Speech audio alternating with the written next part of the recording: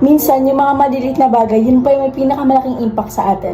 Ganito rin ba yung best friend nyo? May one time, sobrang stress ako sa school, tapos bigla akong nagka-allergy. As in non-stop bahing, itchy eyes at pulang-pula yung balat ko, akala ko hindi na ako makakapasok sa next class. Buti na lang andyan si Bestie to save the day.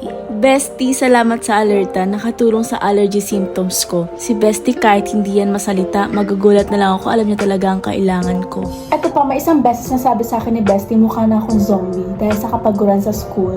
Napansin niyang medyo stress at napabayaan ko onte ang sarili ko dahil sa deadlines. Kailan daw ako huling nag-skincare? Grabe ka, Bestie ha. Akalain mo yun, may dala-dala siyang facial wash. Anytime, anywhere, always ready, Bestie na lifesaver pa.